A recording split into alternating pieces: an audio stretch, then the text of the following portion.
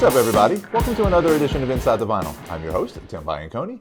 If you would go ahead and like, comment, share, and subscribe to my channel below, that would be greatly appreciated. If you could also hit that notification bell so you could be notified when we put out new content, that would be appreciated also. And we recently started a Facebook page, so if you go to Facebook and just search for Inside the Vinyl, our channel should come up. Give us a follow. In the future, I hope to be a little more interactive on that site or on that profile, whatever you want to call it, once things really get going. So today is a bit of a redo because I originally recorded this video, which is sort of a live album unboxing kind of thing, or at least it was. And after I recorded it, I realized my microphone was on the floor. So it sounds like crap, like worse than what this normally sounds like. Instead of it sounding like whatever I sound like now, it sounded like this coming out of a tin can. So it's kind of hard to use that video. I'm not good enough with the audio features to fix all that stuff, so we're just going to try again. And what I want to talk about today is Deep Purple's Made in Japan, but not necessarily the original version like I have right here. This is a pretty bomb-ass version, Columbia House Record Club version. I think it's like a 1977 pressing, if I'm not mistaken. Pretty pristine, pretty awesome, but that is not what we're here to talk about today, so we're going to put that over there. We are going to talk about the Made in Japan Steven Wilson remix that came out earlier this year as part of like the 50th anniversary, or, you know, I don't know, I guess it'd be like 52nd anniversary or whatever at this point of this album. But this was a remix done by a guy named Steven Wilson, it was from a progressive band called Porcupine Tree. I don't know a lot about him other than that. But he does some great remixes, and this is no exception here. So, little history on Made in Japan. Let's see, it was originally released in the United States on March 30th of 1973. It was released the year before in Japan and the UK. The label it came out on in the United States was Purple and Warner Brothers, and I think this reissue, if I'm not mistaken, is on Rhino, and is part of the Rhino reissue set, or Rhino Rocktober, excuse me. Produced by Deep Purple. Reached as high as number 6 in the Billboard charts and has been certified as platinum by the Record Industry Association of America. Now again, this is the Steven Wilson remix, which originally came out as part of a giant box set on August 15th of 2025. That's available on CD and digital, and there may even be a giant vinyl version too, I'm not sure. But this just single, whatever you want to call it, version of the album was released in October of 2025 as part of the Rhino Rocktober, like I said a second ago. So let's go ahead and take a look at the album. Now this might be the part where I, crop in some footage from the original recording just so you can clearly see that I did unbox it and that I did open it up when I got it. But again, so we'll just see if we can commentate along. So front cover, back cover, assumably with the cellophane at this point. And let me see if I can find here we go. Let me see if I can find the hype sticker that I would have read to you at that point in time. But it says, the legendary 1972 double live album, remixed by Steven Wilson, featuring Smoke on the Water, Highway Star, and Child in Time. Yeah, so there you go. So, assuming, that I, at this point, am fighting the vinyl so I can get the cellophane off, we're just going to pretend like I just unboxed this and opened this for the first time, and here you go. There is the front cover of Steven Wilson's remix of Made in Japan without cellophane. Here is the back. And this is a very glossy cover. The other one, kinda, but a little more straightforward, cardboard 70s, whatever. But yeah, this is very glossy. So definitely a little bit different texture here. But pretty much the same thing, when you open it up. When you open it up here, you've got the same gatefold. Not much in the way of difference there, if anything. Maybe some different liner notes and stuff because it is a remix. But and then when you go into the album itself,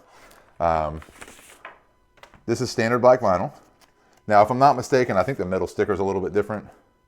Let's see, yeah. The middle sticker is a little bit different. The Warner logo is different and everything else, but still cool, very beautiful. I like all the splatter vinyl and all the different fun things they can do these days, but I do have a great love for some really pretty 180 gram black vinyl. It's hard to beat. So let me see if I can't get this record back in here without fighting it too much. I think I had the same problem on the original too.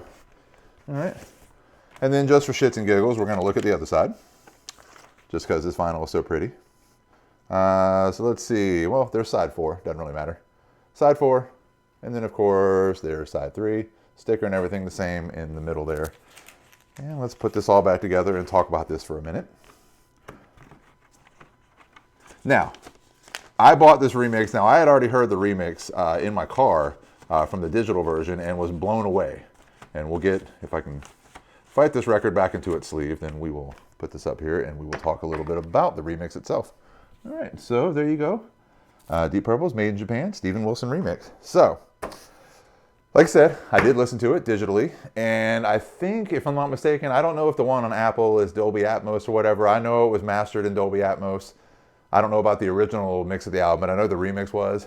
But I have a pretty nice system in my car, and I will say I was blown away by how good this remix sounds. It really, more so than just standard remastering. And again, I'm not an audiophile. I don't work in a studio. I don't know anything about any of that shit. I'm just a dude with 2 ears.